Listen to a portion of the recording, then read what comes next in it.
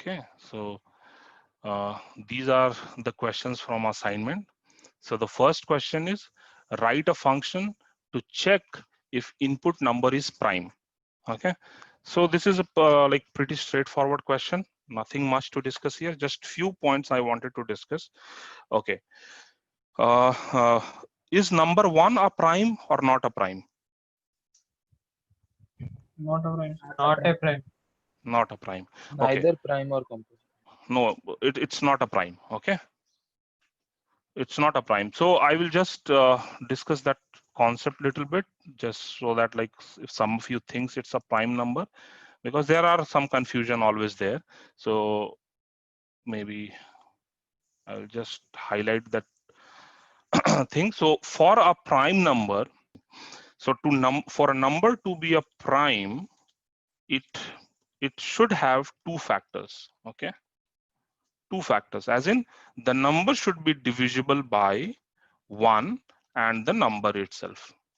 That is the definition of prime. Okay, now number 1 just has one factor.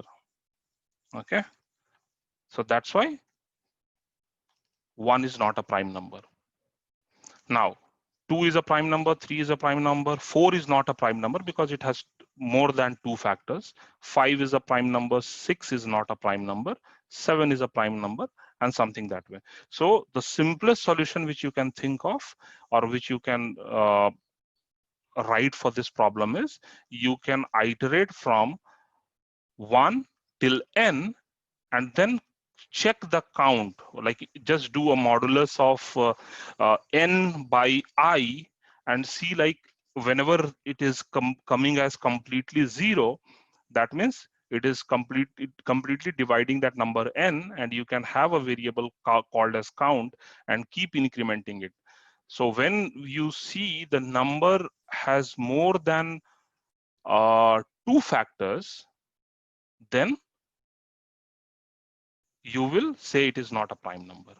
Okay, that is a simple solution. Now few optimization that you can do here is, I know that any number will be divisible by 1 and the number will be divisible by n. Okay, then why to check, unnecessarily check for 1 and n? Okay, so you can start from 2 and go till n minus 1. Just like two operations you are saving here. Another optimization that you can do is, let's say I'm checking for number, let's say 20. Okay, I'm checking for uh, number 20. Okay, where is insert? Yeah, I'm checking for number 20. Now if I start from 2, it divides 20. 3, it doesn't divide. 4, it divides. Okay, now when I'm starting from 2 to n minus 1, I want the factor or the count of factors should be 0, correct? Because I have excluded 1 and I have excluded n. So the factor should be 0. Now, if I'm checking for a number 20 and the first number that I'm checking, like if it is divisible by 2 or not, it is divisible by 2 and my count is greater than 0. I need not go any further. I can stop here itself. I can give a break statement.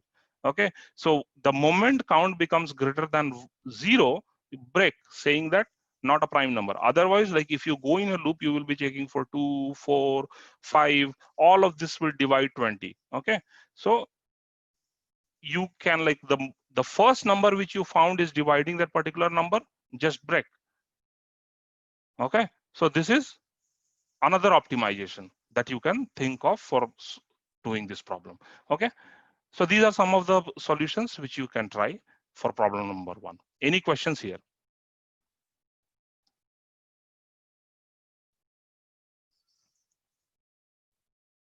Yes, no? No, sir. Okay, I'm seeing, sir, can we go till number divided by 2 also? Yes. So, okay, good that you raised this one. So, Subhajyoti Behra is saying, sir, can we go till number divided by 2? Better to go till SQRT of n. So, mathematically, this has been proven. You can check some papers related to this. Like if you are checking for a number and you want to say like whether that number is prime or not, you start from 2 and go till square root of that number. And if there are any factors in between that range which is dividing that original number n, then you can say it is not a prime number, else it is a prime number. So instead of going till n by 2, go till SQRT of n. This is mathematically proven. Okay. Okay. Yeah, Sabuja Patnaik already can range will be 2 to yes, Sabuja. This is the right, like square root of n. Okay. No questions? No, sir. Okay. Now coming to rest of the problems, rest of the 4 problems, what you will need to do is there is a file, okay, which is shared with you. You need to read the file and then solve these problems. Okay, so there is just one correction: print words in the file which or that whatever which contains all the vowels. Okay, so these are your questions. Now let me share my screen for Jupyter Notebook. Okay, and this is the file. Let me just show the file to you once. So this is the file which has some list of words for you. You need to read this file and then solve some of the problems. So if you see here, I have around 2,67,751 words. So you need to read this file and solve some of the problems. So you might be already seeing that this is a huge list of words and you are working with a big data kind of thing, not actually big, but for just for prototyping, this is good enough. And you need to think that you have to write optimal code, which will do this in a better way, or maybe more, it will take less time or something. Okay. So you need to read this file and solve the problems. Okay. So first I will explain the basic concept behind reading the file. Okay. So this is what you need to do. If you remember, like I had, I mean, meanwhile, like I will just introduce few of the things. So from the mini project. So I have already been discussing this OS module. So you can do OS, import OS and OS dot list dir. Okay. Now, if you see this, it will list all the files that I have in my current directory in which this program is running. You can also do os.get current working directory. This is the path. This is the location where where my code is running or this file is running. Okay. Now in this I have stored my this particular folder. You can keep this in any location you want. You can keep this in any location. All you need to do is give the right path while reading the file. Okay, so because I have this in same location, I can directly say open and I will give the file name here. And the file name is sawpod.txt. Okay, you can do this way. I will explain one by one. First, you need to understand you are opening the file. You have opened the file using this open function, and then you are giving the file name here. Okay.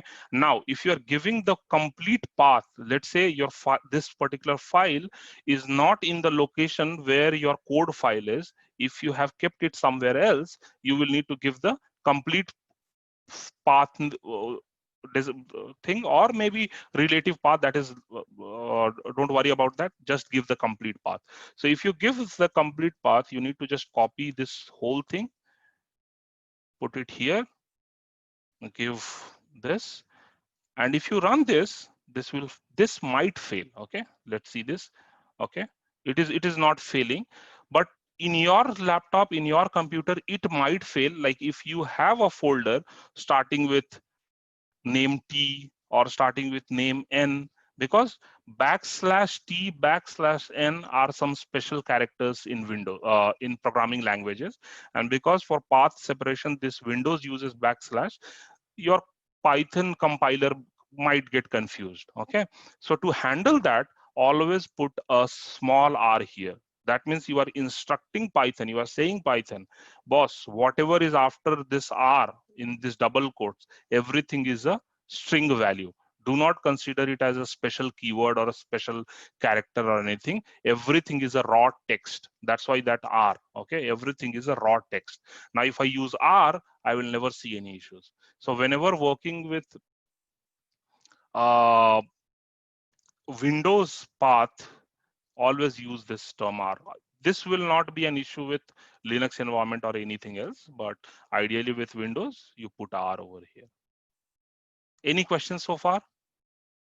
So this open function is going to create an object for you. Okay, a file object for you. So see, these are some of the mistakes I did. Like I opened the file, I already created an object, but now because I have not stored in any variable, I won't be able to close that file. And if you remember from exception class that we were discussing, you should always close the files or the database connection that you open. Okay, but anyways, we might not have reached the limit, so still it should be fine. So I will say file obj equals to open and then your file name. Now if I do this and I say file obj, okay, type of file obj,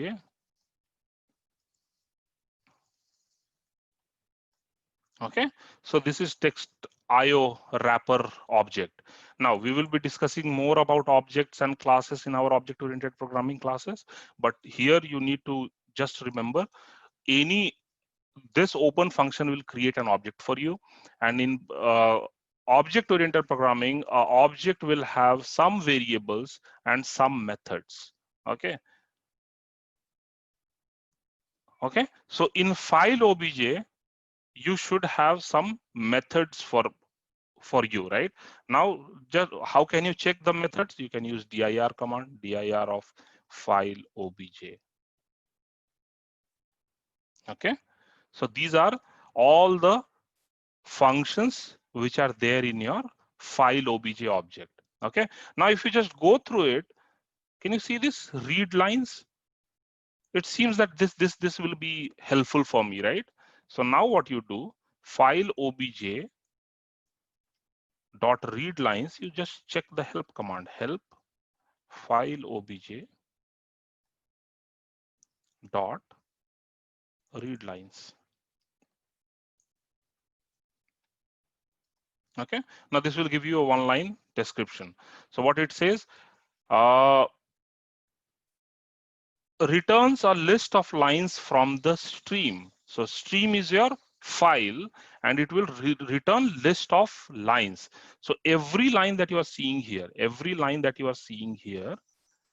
line number 1, line number 2, all of this will be an element of a list. It will return a list of lines, correct? So line number 1 is what? One element. Line number 2 is what? Second element. Line number 3 is what? Third element, right?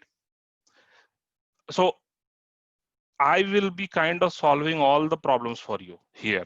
You need to implement this in your assignment solution. So understand it well, understand it properly, and also while solving these problems, I will be making mistakes. You need to identify those mistakes and we will be debugging the code together. Okay, so pay a little bit of attention. So coming back to the question, yeah. So this is the function which is going to help, right? Return a list of lines from the stream. Now what I can do is, I have opened the file, I have created an object.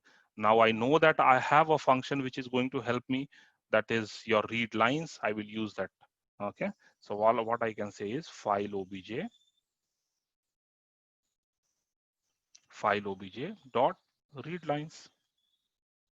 Okay,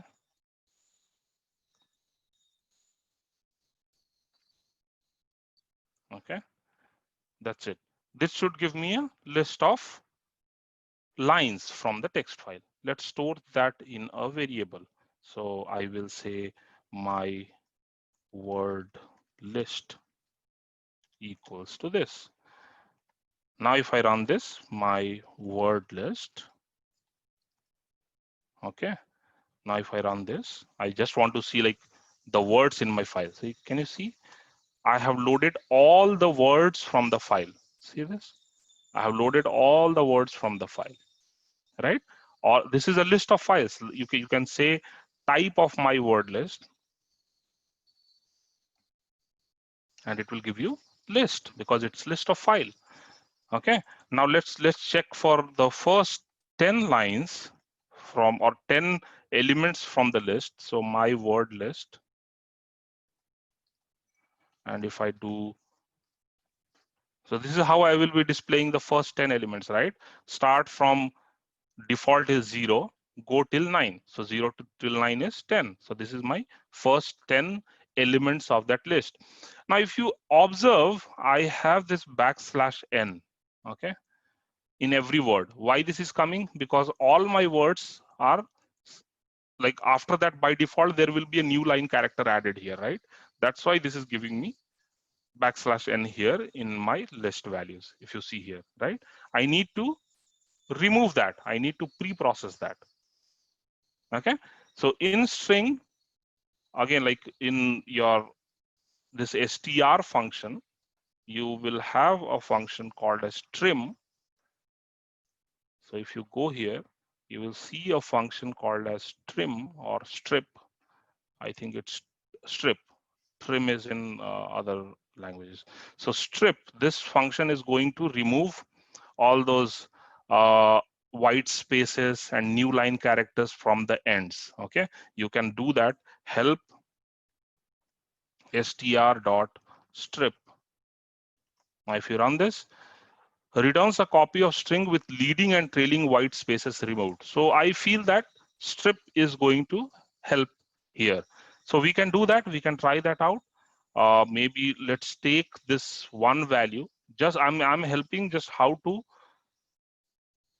solve the problems. Okay. So I will take just this value.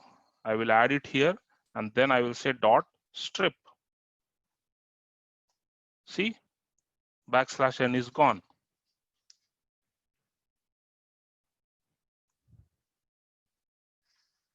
So what I'm trying to do here is, rather than running the functions on that entire list of values, I'm checking, I'm validating on some sample data from my file. And if it works, it will work for every element which is there in the file. Any questions? No, sir. We are good, everyone? I have one question. Yes. So if we are taking the words in the my word list as a file object and reading it, will that file be open till I execute all my codes, or I can close with? I will be good question, Lily. I will be discussing that. That is part of. I mean, we will talk about that. Okay, we will talk about that. Okay.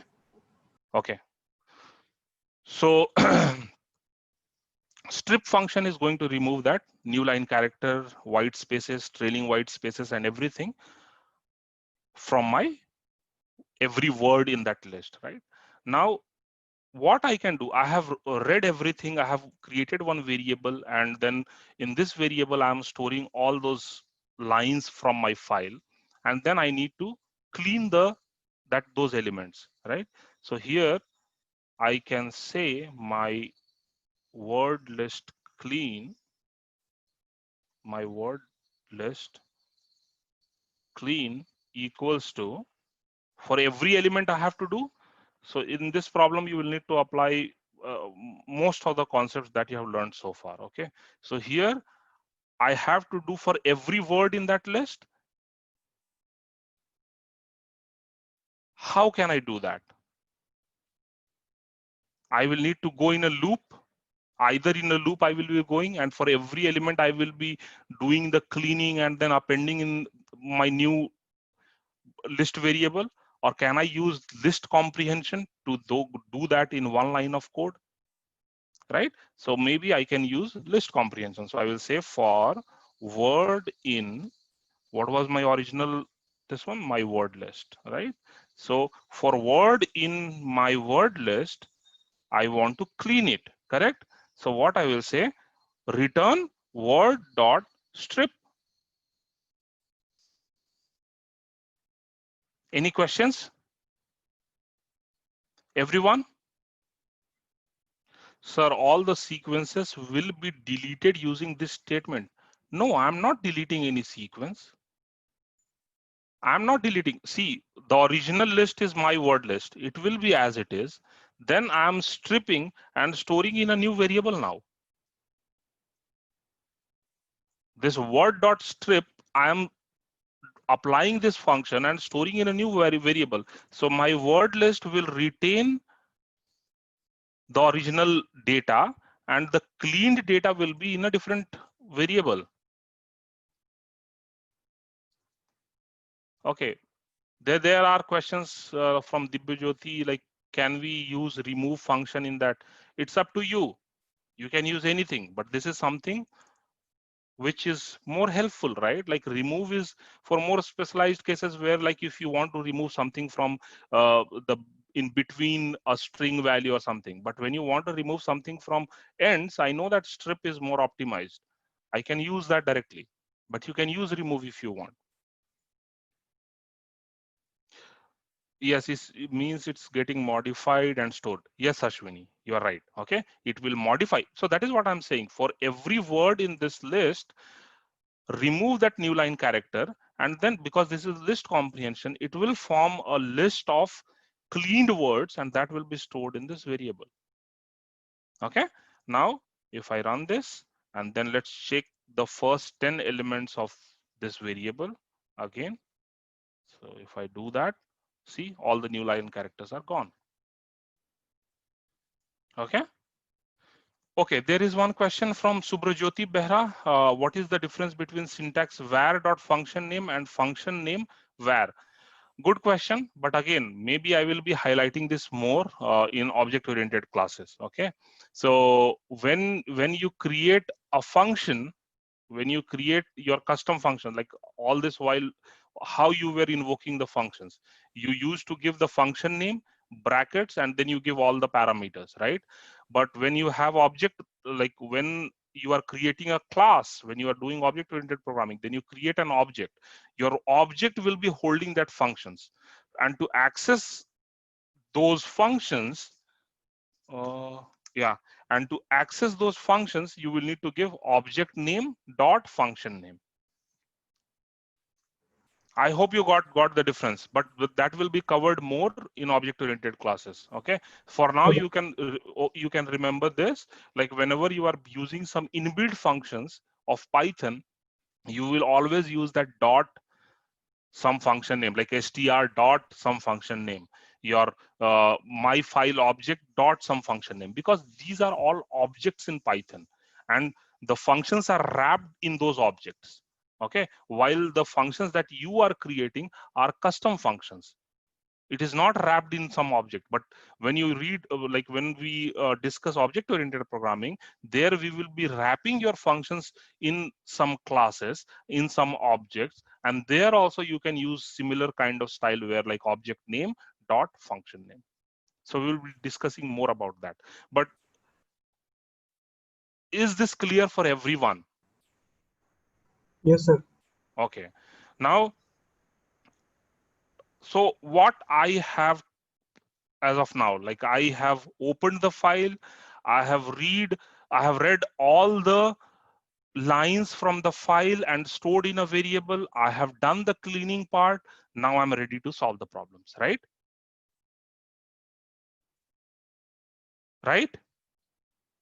Yes, sir. Okay. Yes, sir. Now I'm ready to solve the problem. Now what I will be doing is, do I need to keep that file open? The question that came from Lily. Do I need to keep that file open? Because I already have my data on which I will be working in this variable, correct? Is there any point of keeping that file open? No, sir, we can close it also. We can close it. Otherwise, I'm not sure, like I may forget closing that one, and I must close the connections that I have created or the files that I have opened. And because I have already captured all my data in this variable, let's close the file. Okay, so what was that file name, variable? Yeah, file obj. Okay, so to close the file, all you need to do is file obj dot close. That's it. The file is closed. Okay, there is a question from Justin, sir. What happens if we don't close the file and close the program? Nothing will happen immediately. Okay, but as we were discussing in our exception classes, there is always some limit. Okay, there is always some limit that how many copies of files that you can open, or maybe how many copies of database connections that you go. So the ideally the situation is, whenever you are opening a file, whenever you are making a connection, make sure that you are closing it. Okay, otherwise there will be some problems. You might not be able to open the file, you will make the file corrupt. So not required, right? Sir, what happens if we don't close the file and close the, and sir, will the file being opened affect the performance of the program? No, not exactly, because yeah, I mean, in your program, you are trying to open the opened file again, then it might cause some performance. But here we will be working just on this variable, right? Now we are not dealing with the file anymore. So even if it is open, it should not affect your code, right? Because you are dealing with the data which is there in this particular variable, not in the file anymore. I hope this is clear, right? Now let's go to the first problem. Now, first, what I will do is, let's put everything in one cell, the way you will be writing in a function or in a in your Python ideally. Okay, so what I have done so far, I can remove this part. Let me take another notebook where I will have all the clean code. Okay, so this is what I will be doing. First, I will open the file, and after opening the file, what I will say, I will read all the lines, correct? I will read all the lines, and then I'm going to prepare a clean list of words. Okay, and then what was there? I will close the file. Correct? This is what I will be doing. Let's see whether I have everything in this variable or not. So let's check for the first 10 words in this variable. So I have my data. Now let's solve the problem. Okay. So the first question is, find all the words which contains, okay, this is, you can assume this is capital W, and even if it is small u, because all my words are in uppercase, you can handle that through uppercase function. Okay, but for now, for sake of simplicity, let's assume it's W in caps. So find all the words which contains W in the file. So what this question is, in this file, there will be some words which will have W appearing together, something like this. Okay, I mean, U should be in pairs, not like just double U in the word in general, but it should be in pairs. Okay, so I need to print all the words which is having W in the word. Okay, so what I can do, you guys help me to solve this problem now. How will I write the code?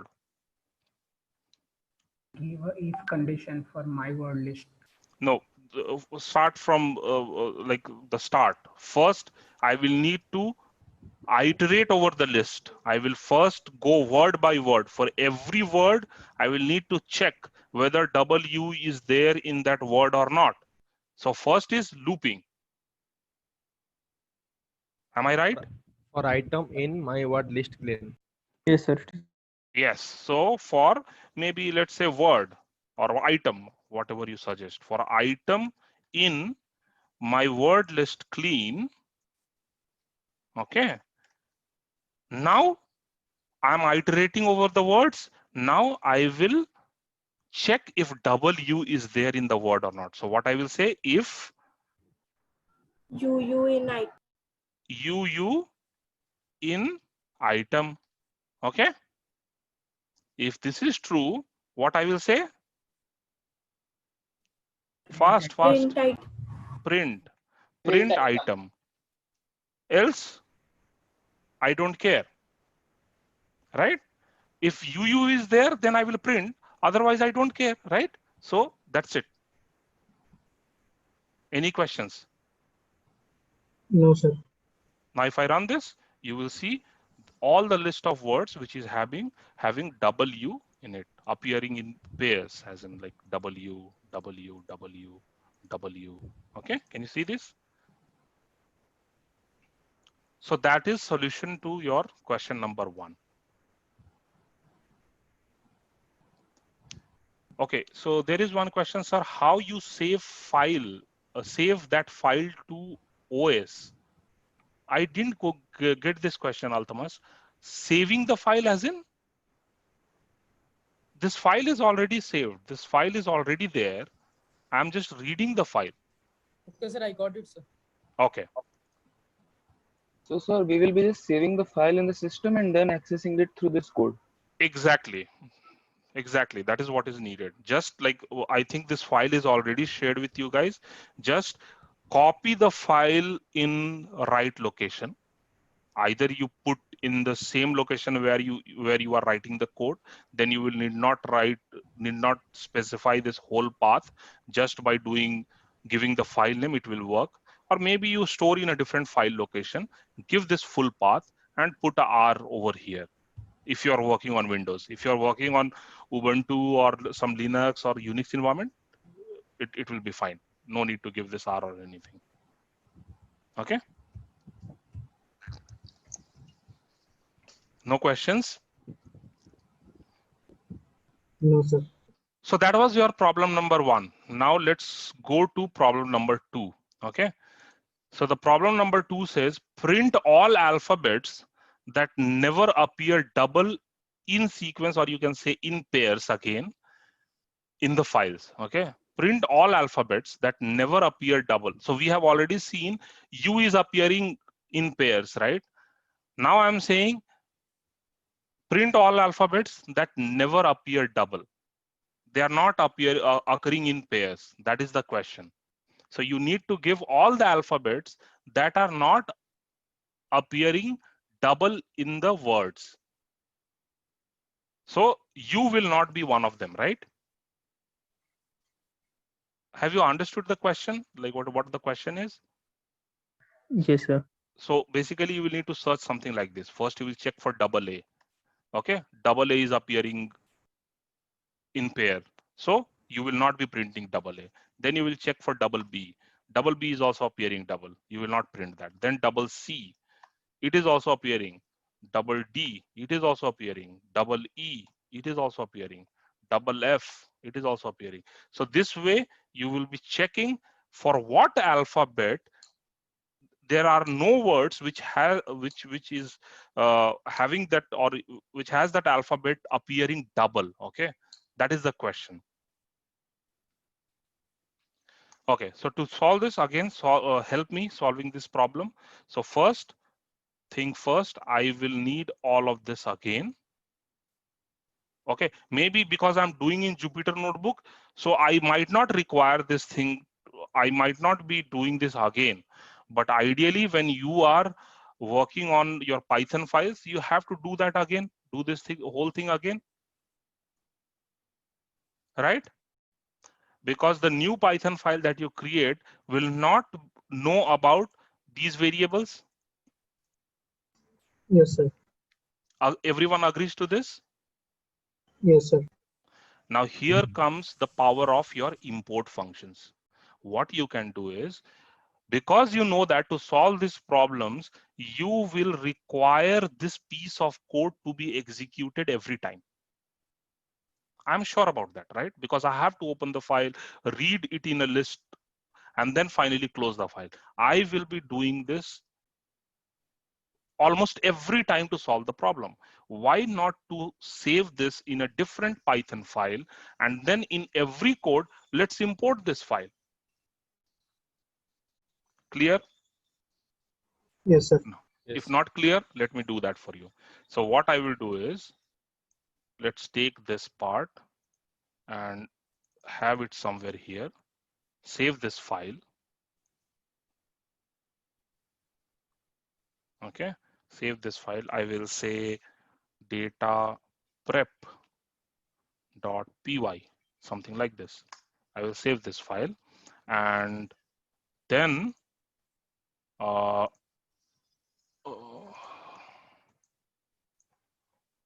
then what I will do is I am doing percentage reset minus f. This works only in Jupyter Notebook, so don't worry about it. It will not work for your IDE. So what this will does is it will remove all the variables from this session. Okay, so if I run this, and now if I say my word list clean, if I run this, it will give an error. It doesn't know about my word list clean. It has reset all the variables. Okay, but this will not work for your ideally. If you are working on Jupyter Notebook, this will work. Otherwise, it will not. Okay, fine. Now, what I want to do, I will import this data prep file. Okay, import data prep. What is that? Data underscore prep as some D. Okay. Now, if you say D dot, because in this data prep file, I have this variable, right? Now you will say D dot, and now let's check for the first 10. See, it works. Now I don't have to write this code again and again. Yeah, I have prepared a file, and there I can write that piece of code which I will be executing almost every time, and then I can just do a import, and then whatever import alias you have given, or data prep dot variable name dot function name, that is how you can use it. So you can refactor your code. You can just fragment your code this way so that it is easier to manage and easier to debug. Sir, here import data pref as D. Here we are importing data pref to the variable D, and then we are accessing. We are giving just alias. Don't call it as a variable. We are giving it as a alias name. If you do not do this, this is also fine. Import data prep, and you can do here data prep dot. This is also okay. Yes, sir. Okay. So let's keep data prep itself. So again, let me run reset minus f, then this, it is working. Now let's go jump to problem number 2. So the problem number 2 says, So data prep has to be in the same location. It can be at any location. It can be at any location. All you need to do is import. Okay, what I can do is someday I will show it to you in PyCharm. So you will give the path, like the relative path where your that import function is. It can be anywhere.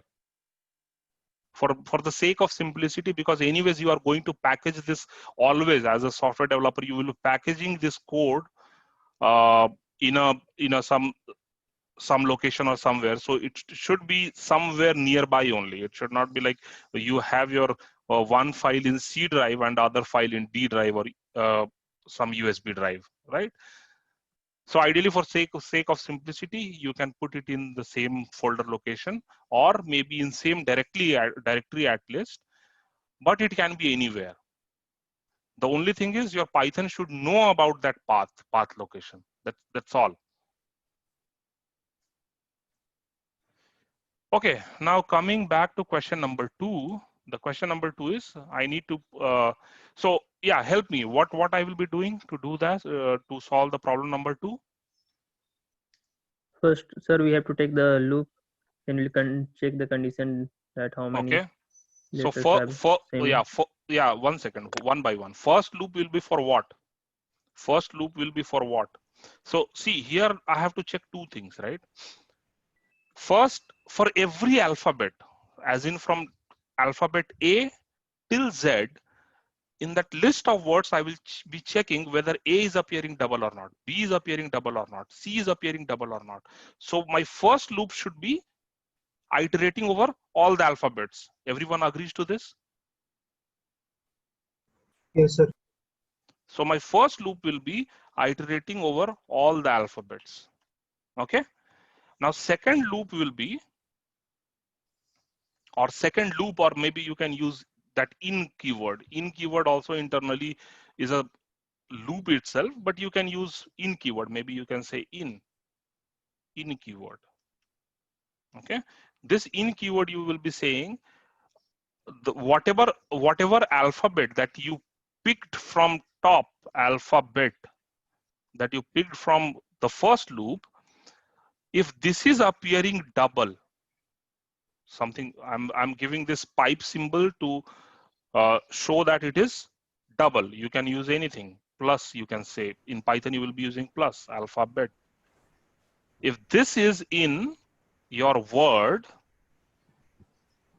and this will also be a loop for every word, for word in word list, correct? Yes. Yes, sir. Now, if this is true, then what I will be doing? I will not be doing anything. If this is not true, as in like if I say not in word,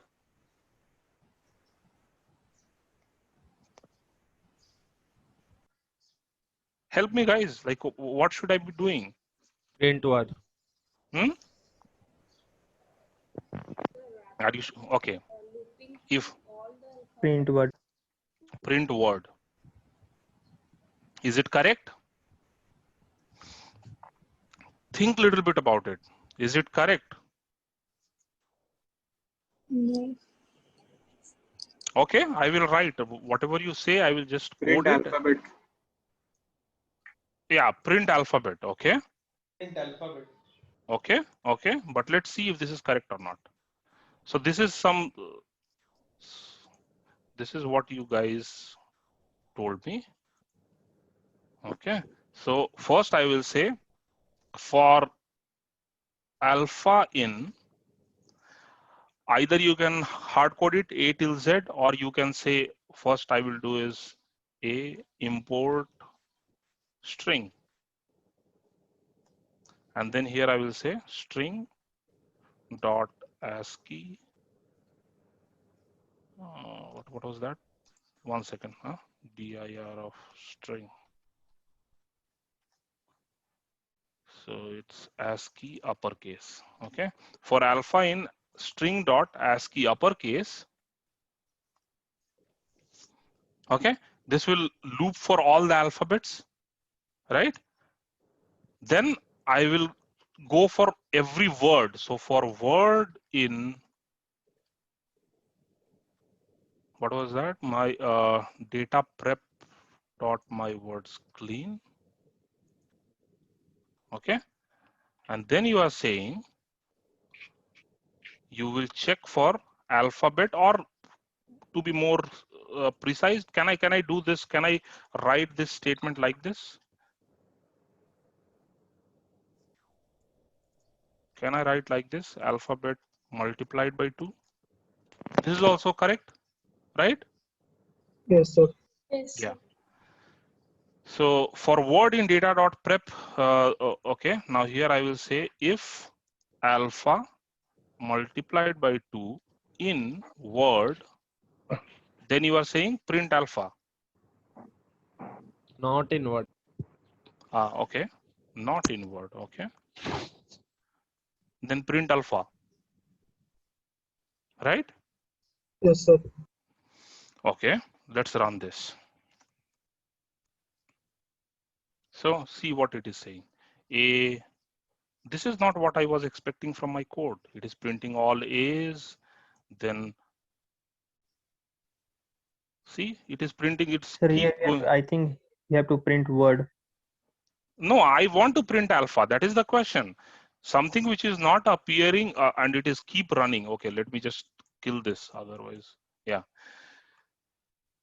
So let's debug this code. What issues you are like? What there is a bug in this code. That is for sure. Okay. Help me to identify that bug. I will give you 1 minute to think. Okay, then I will explain. First think and let me know why this issue is happening. You have the code snippet, you have output, you need to debug and let me know why this output, why this error, because this is what I was not expecting. You also have the file here. Okay, you also have the file. So why it is printing A for me? So let's say the first word I will check. So somewhere something is wrong. You just try to figure it out. And then I will explain.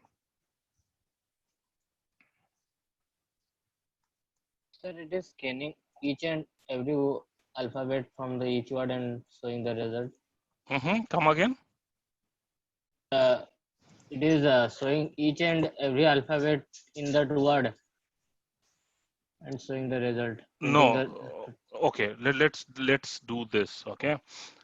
Let's now debug the code. So what I'm saying for alpha in, please keep yourself on mute.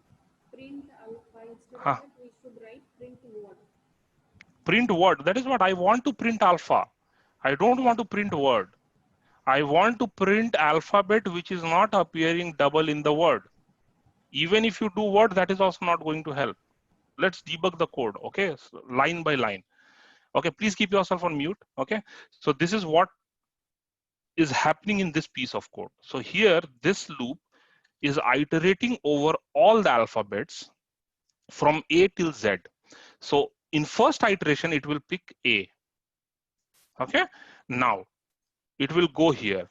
For word A, it will check if double A is there in, this word list. So one by one, it will check for, okay, this here, if double A is there in this word list or not. Okay, if double A is not there, if double A is not there, then it is printing the alphabet. Okay, so there will be words where double A will not be there. Okay, but single A will be there. Yes, sir. So it will print the alphabet A. But that is not my question, right? So in this problem, if you see here, this word, double A is not there. So can I say A is a valid alphabet for me because double A is not there in this word? Yes, sir, we can say. We can say or we cannot say? We can say, sir. No, we cannot We say because cannot say, sir. double A is there above, na? Double A is there in all these words. See, all these words double A is there. And in this case, how you can say that double A is not there? I mean, you should not be printing A, correct? So there is something wrong with this code. You're able to understand?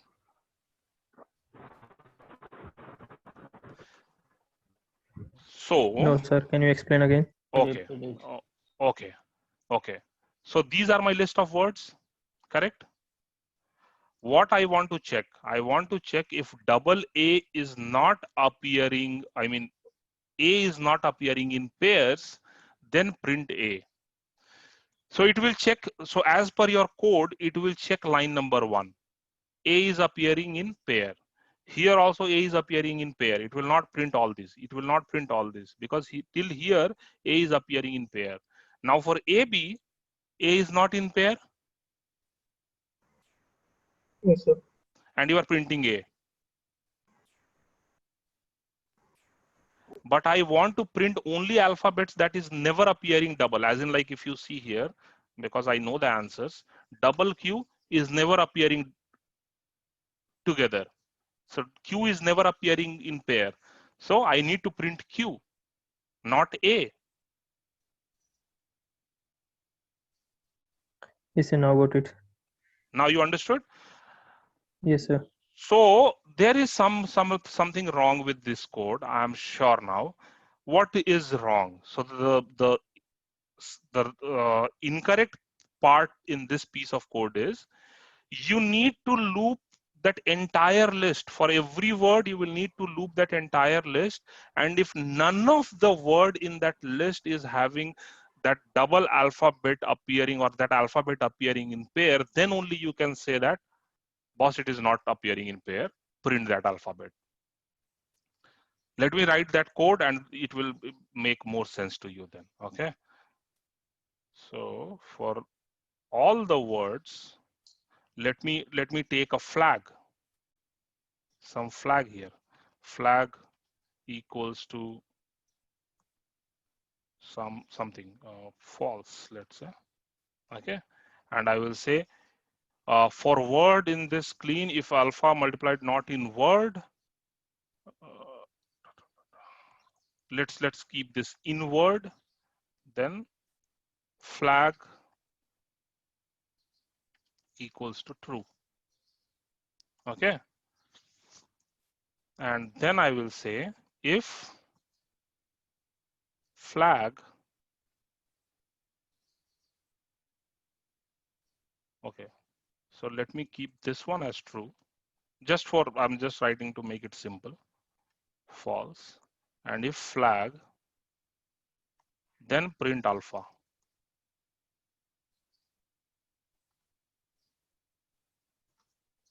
Okay, is this code correct? Or you are able to understand what I'm trying to do here? Yes. Yes, sir. So what I'm saying now is for every alphabet, check that entire list of word, and whenever that alpha is appearing in pair, set the flag as false.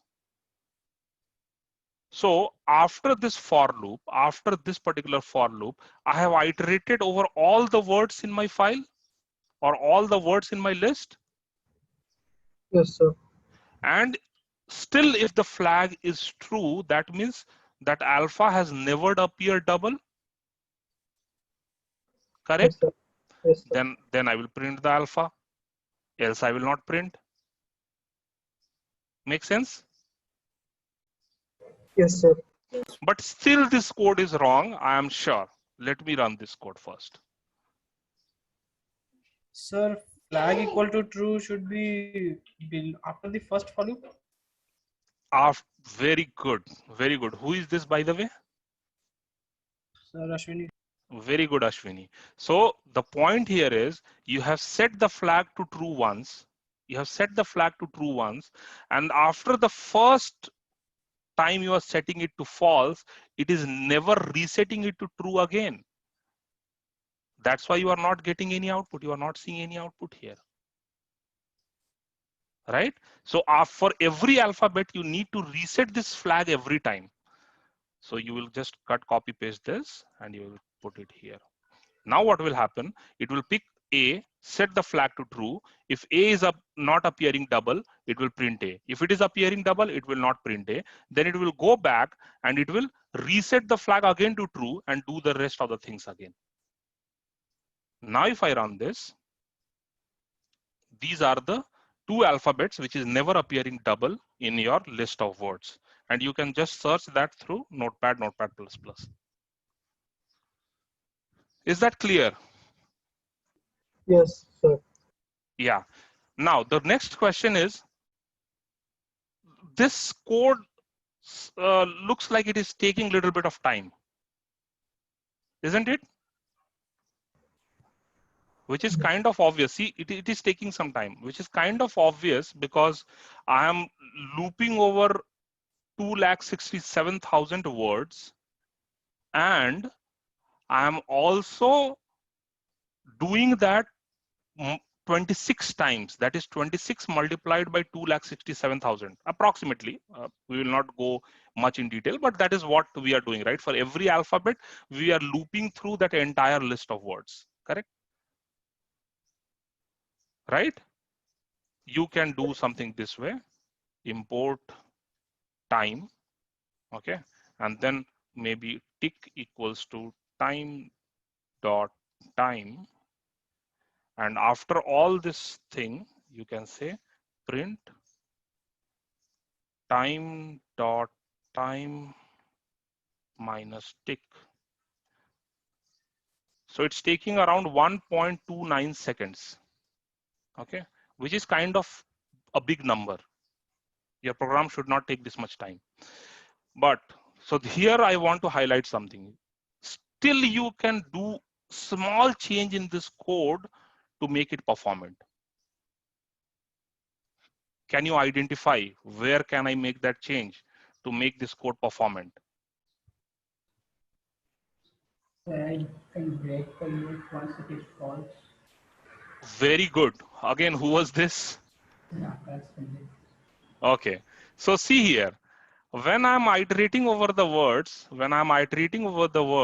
what I'm saying, whenever, like let's say A here, it is appearing double. Do I need to check further for A? Not required, right? Because the first word itself is appearing double. I need not check any further. Let's check for B now. You're getting my point.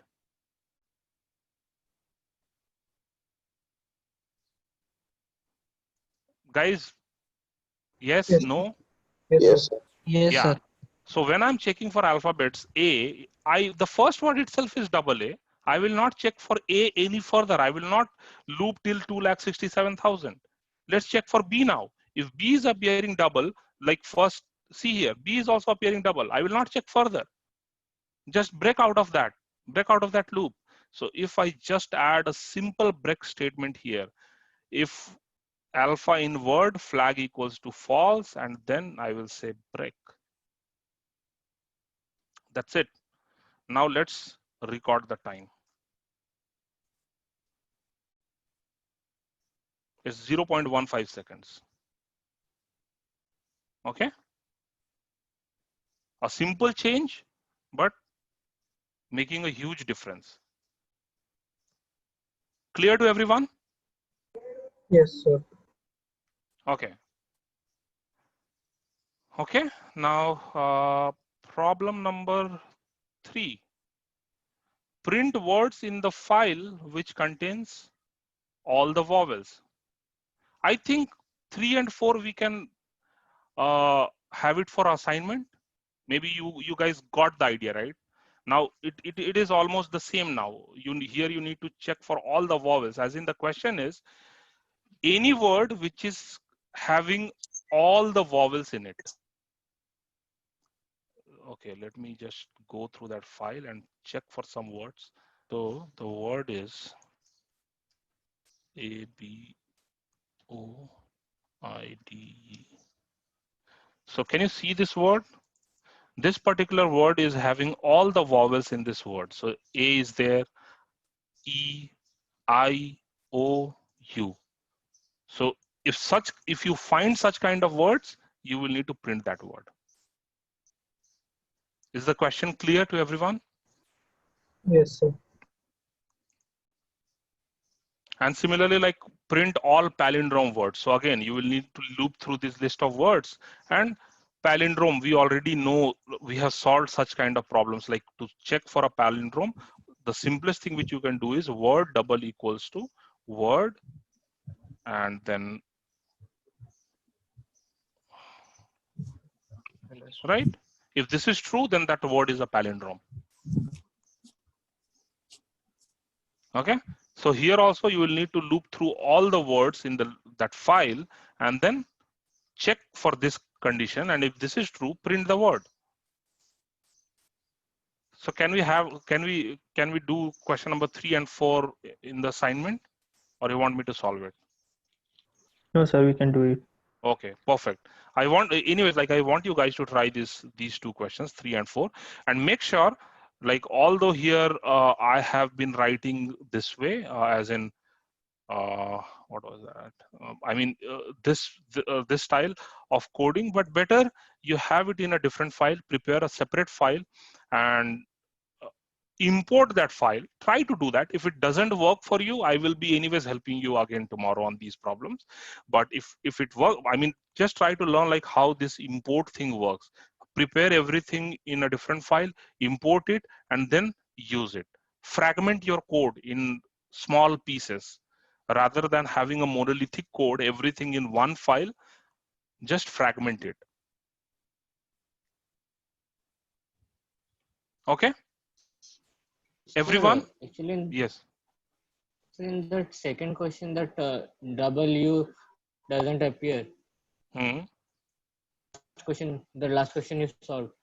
Yes. And in that it is asking to print the word which doesn't contain consecutively W, double A, double B like that word, or only that particular word which is not repeated. Alphabet that is not Yeah, repeated. consecutively. I mean, it is not appearing in pairs. Consecutively, like never, it will never appear in pairs is what the question is. So means we need to print the alphabet or the word, that is in Alphabet. which word that is. See, any word which, like if I am searching for alphabets which is never appearing double, I will need to print that alphabet, right? Because that word doesn't exist where that alphabet doesn't appear double. Okay. You need to print alphabet. That's all. Okay. No, if you no, did you get it, or you're just saying yes, sir? You understood Yes, it, sir, right? but yes. No, let me explain once again, okay? So in this file, if you see here, if I check for A, something like this, double A, whether it is appearing in the words or not. So I can see, yes, it is appearing somewhere here, somewhere else, it is appearing. So A I will not print because it is appearing in pairs. Similarly, if I say PP, see, it is appearing in pair. It is appearing in pair. I will not print P. But if you see for Q, it is appearing in words, but it is not appearing in pairs. If you see this, it is not appearing in pairs. Similarly, X, it is not appearing in pairs. That's why my program is giving that output, Q and X. Now you got it? Yes. Okay. Okay, any questions? So these are list of problems from Friday's assignment. Okay. So, I mean, I saw some of the solutions for the last question. Okay, but there were some issues there. I mean, I did not see exactly the solution which I was looking for, or maybe the simple idea was this. Okay, I mean, even if we are not applying any kind of smart technique or that way, which anyways is more focused on like competitive programming side of things, which there are like courses for competitive coding where these kind of problems are discussed in great detail. But the simple idea, like the naive approach to solve this problem would be, you want to generate numbers which are appearing in this sequence, okay? As in, the number should be of this format or must have this pattern, and it will be in sequence, as in like some like nth number, the first n numbers which is in this pattern, something that way. Okay, so simple solution could have been this, like you check for factors that like 2, 3, 5, only these are the factors of that number, nothing else. Okay, so only 2, 3 and 5, that is the factor for any given number, then you will print that number. Okay, now I will go in loop, like starting from 1 till some number, I don't know, some number. Okay, or basically some range. I will be from 1 till some range I will be going, and then In this range, I will check for every number. If that number has just factor 2, 3, and 5, then I will print that number. Okay? Am I making sense? Are you able to understand what I'm trying to say here?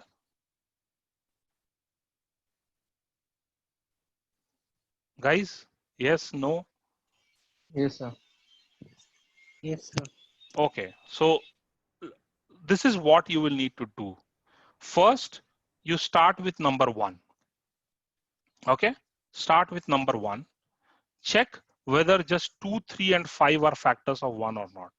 So for sake of this, because like 2 to the power 0 is 1, 3 to the power 0 is 1, 5 to the power 0 is 1. So 1 will be a number. Then let's go for 2.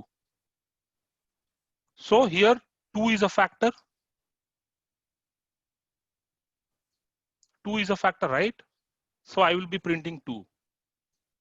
And I can also have a count.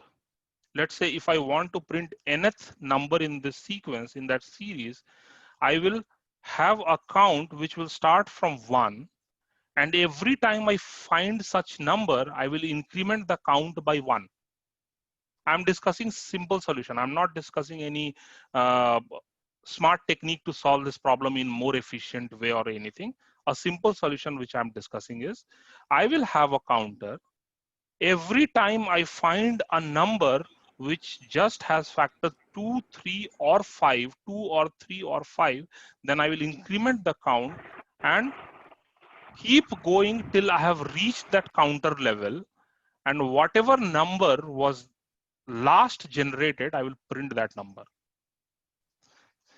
So if let's say I want, so what will be the sequence? Like 1, 2, 3, then 4, then 5, then 6, 7 will not be there, 8, 9, 10, 11 will not be there, 12, 13 will not be there, 14 will not be there, 15, yes. So you're getting my point, right? Why 14 is not in this list? Because 14 has factor 7 into 2, and I don't want the factor to be 7. I just want 2, 3, or 5. So that's why 14 is not there in this list. So this is my list, right? This is how my sequence will be there, right? 1, 2, 3, 4, 5, 6, 8, 9, 10. Now, let's say I will start some start value, start equals to 1. Okay. What I will do next is, if Sir, so, in while that 14 can be also included because it has a factor 2. no, I want numbers which just has factors 2, 3, and 5, not anything else. Yes, sir, 14 is having factor 2 only. But it is having 7 as well, right? And I don't want any factor other than 2, 3, or 5. That's why this pattern. Can you have 14 in this pattern? Something in this pattern you cannot have. Okay, sir. You're getting my point, because you will need something multiplied by 7 there. That's why 14 is not there in this list, in this sequence. Okay, Okay. Now, yes, I will be looping till counter is less than 1. And then within this loop, I will check 2 factors, 2, 3, 5. I mean, this is maybe a simple function which will just validate that for this number, the only factor is 2, 3, and 5. You can write this, you can implement this function in any way you like. I mean, it could be a simple sub problem. It could be a simple sub problem for any given number. Check that the only factors are 2, 3, 5. So you write that function, you implement this function, which will just check whether the factor for this, but the given number is just 2, 3, or 5 or not. Okay. And you will be doing this for every start. And if this is true, if this function is returning true to you, if this is true, then what you will do? You will decrement the count or increment the count value and increment the start value.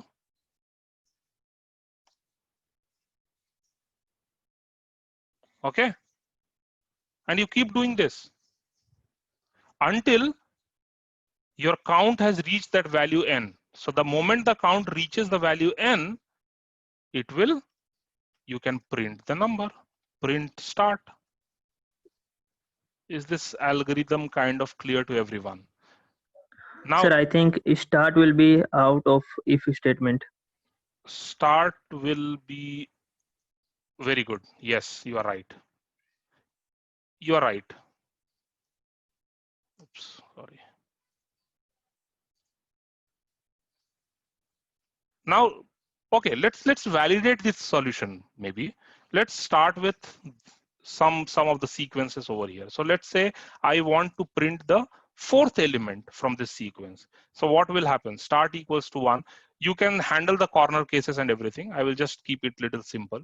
While count is less than n. So count is, and here your count will be maybe 1 or something or 0. Because the first number is 1, maybe you can ignore checking for 1. You can start from 2. And when count is less than n, yes, it is less than n. My n is 4 and currently my count is 1. Then I will check for factors. If just the factors are 2, 3, and 5 for start, that is 1. Okay, or maybe start from 2 because we know that 1 is in the sequence, and it will be, additional overhead to check for 1 that whether 2, 3, or 5 are factors of 1 or not. So you can start with 2. Okay. Now it will check for factors. If this is true, it will increment the count. It will set the count value to 2 now. And outside this if block, it is saying start equals to +1. That means start will become 3. Okay. Now it will go back. Count became 2. Is it less than 4? Yes, it is less than 4. Then again, it will check for factor, but now it will check for 3. 3 is also true. It will print that. It will increment the count and it will keep doing. For let's say some number here, 7. Okay. For some number 7 here, what will happen? Start was 6. Start became 6. And then let's say I'm checking for maybe 1, 2, 3, 4, 5, 6, 7th element. So count is 6 for me. So 6 is less than 7. True. If check factors start will be maybe 6 or 7. So 7, this will return false. This will return false. So this will not get incremented, but start will get incremented. It will become 8. And again, count is still 6 for me. Because here I didn't go in this if block, right? I just incremented the start, but I have not incremented count. Count is still less than 6 or 7. And then again, it will check for, now start has become 8 and it will check for 8. Now it will increment. It will again check. Count has now reached that value. It will come out of the loop and print the start, which is 8 for me. Is that clear to everyone, or should I explain again? Sir, one second, please. I have some start index or some like where I will be just going through the numbers. I will be looping from starting numbers and I will be incrementing, adding 1 every time.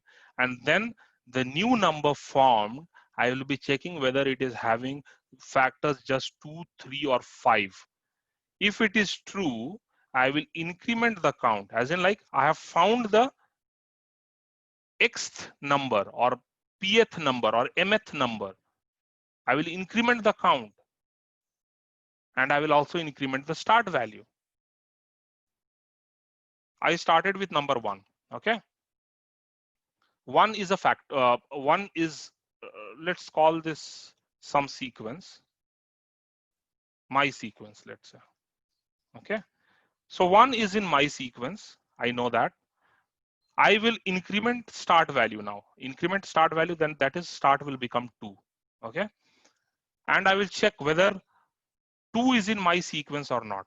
So I will check for, I will call this function check factors to check whether 2 is in my sequence or not. If it returns true, then I will print 2, or I will increment the count by 1 because I want nth number, right? Nth number. So this is basically okay, let's do this start. And this is my count. I started with 1, count is 1. And let's say I want to print 8th number. My n is 8. Okay. I started with 1, n is 8. So my count is less than 8. I will be going in a loop, and then start was 1. It is a factor. Fine, done. Increment the count. That is, count will become 2. Okay, sorry. The first, or you can do this instead of doing this here. You can even have it somewhere here. Okay, that should also work. Anyways, so now start will become 2. Check whether 2 has just factors 2, 3, and 5 or not. If yes, increment the count. Okay, so yes, 2 is just having factors 2, 3, or 5. So I will increment the count. Okay, now again, count is less than n. Yes, it is less. So increment the start value. Start will become 3.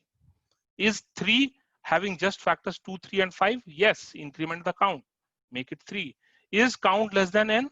Yes, it is less. Increment the start value. Set it 4. Is 4? One second.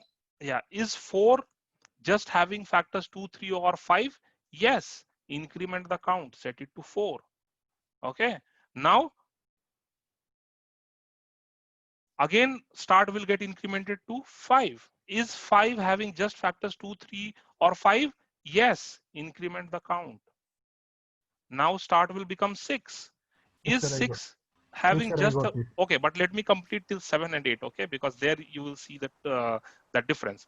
Is 6 having just the count 2, 3, or 5? Yes, increment the count value. Now increment the start again. 7. Is 7 having just the factor 2, 3, or 5? No, don't increment count. Because this count is within this if block, don't increment that count. Again, it will go in the loop. Is count less than n? Yes, it is less. So I will increment the start value. Now, is start having just factors 2, 3, or 5? Yes, increment the count. Okay, now increment the start value again. Is 9 just having factors 2, 3, or 5? Yes, increment the count. Now, is count less than n? No, come out of the loop and print start.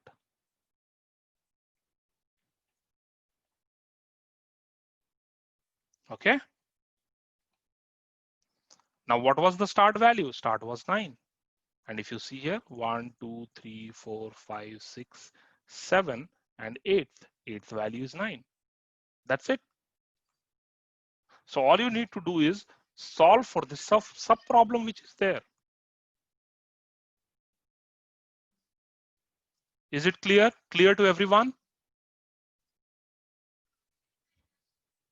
Yes, sir. Yes, sir. Everyone? Yes, sir. Okay, perfect. Yes, sir. Yeah, okay, good. So that was your problem number 4. I mean, there are better ways to solve this problem, but this is what was expected in the basic programming classes. Okay, I hope you will be able to do it now. You will be able to solve it now. Similarly, like question number 3, this is like standard knapsack problem which is there. I mean, there is nothing that you need to know that greedy approach or something. This is the way of thinking, right? As a human, we think this way. This is not some programming paradigm or something. This is a like similar way we humans think. We always try to do the best optimal thing for today. I mean, as in like, whenever you are given a task, what you will try to do? You will try to do like take the route which will be the best optimal for today. Let's do this first. We will think about tomorrow later. So we will do that. Then based on that, we will take next step tomorrow. Based on that, we will take next step tomorrow. Based on that, we will take next optimal step day after tomorrow. That way, right? We always take the optimal step or optimal path at every step. And that is how greedy approach or greedy algorithm works. So here in this problem, the question was, you have a bag of size 50, you have a bag of capacity 50, and you have list of items, weight and their value, their total weight and their total value. And you want to fill this bag with maximum value. Now let me put this as an example. Like that day also, I gave this example to you guys, right? You have gold, silver, and bronze. And if you have a limit in your bag that you can put only this much amount of or weight of items in this particular bag, as a human, what you will do to get the maximum value? First, you will try to fill the bag with all the golds that you have first. If you have kind of depleted, or like if you have taken all the gold, then you will jump to silver, then you will jump to bronze, right? You will not try to first fill it with silver, because you know that gold has more value, it is more valuable. So let's fill the bag with gold first, and then if some space is left, then I will fill it with silver. If let's say my bag is filled with the entire gold that I have, I'm done. I will not fill anything else. Or maybe like half gold only I filled in my bag, and still my bag is full. No worries. Whatever I was able to carry, but I will try to carry the items which have maximum value, right? You're getting my point. Now, when you have, when there are list of items which is given to you with the weight and total value, how you will calculate that which one is more valuable? You need some base, right? You need some comparison, like some base by which you can compare. Let's say I say I have gold worth of 10,000 and I have silver worth of 50,000. Does that mean that silver is more valuable? No, sir. It will No, depend sir. on the how much weight. Exactly, right? It will depend on how much. So I need to have that unit weight ka price. Then only I will be able to compare. And that's the idea here. That is the simple logic that you need to apply. Here, 60 is the value and 10 is my weight. What I will do to calculate the unit weight? I will just divide it. So my unit weight is 6. Here my unit weight is 5. Here my unit weight is 4. So I know that first item is more valuable. Now I will try to fill the bag with the most valuable item which is there. So if this is the first item is more valuable, what I will do? I will try to fill the bag with maximum whatever possible with the first item. So I just have 10 units of gold. I will fill the bag completely with 10 units of gold. How much weight is left? 40. Now I will try to fill the second most valuable item, okay, which is of weight 20. I will fill everything in the bag. Now I have used 30, I have consumed 30 weight in the bag. I'm left just with 20 kgs. But the third item is 30 of weight 30. So I can just fill 20 there. So what I will do, whatever is left, like 20 multiplied by the unit amount. So that is 4, that is 80. And then I will see what was my total value. Simple idea, right? There is nothing. Just don't get worried and overwhelmed by this kind of questions and keywords like knapsack or anything. This is the simple idea. As a human, what we do is always try to use this greedy algorithm. Always. unless and until you plan everything and you try to foresee the future and then plan, that is a different scenario. But most of the cases, this is what approach we take. Any questions, or is this clear to everyone? Yes, sir. Everyone, right? Yes, sir. It's clear. Okay. Yes, sir. Try this problem again. I mean, I would suggest like you solve this problem again, because it will help you build more concepts and logical concepts. Try to solve this again, and if needed, we can discuss more on these two problems.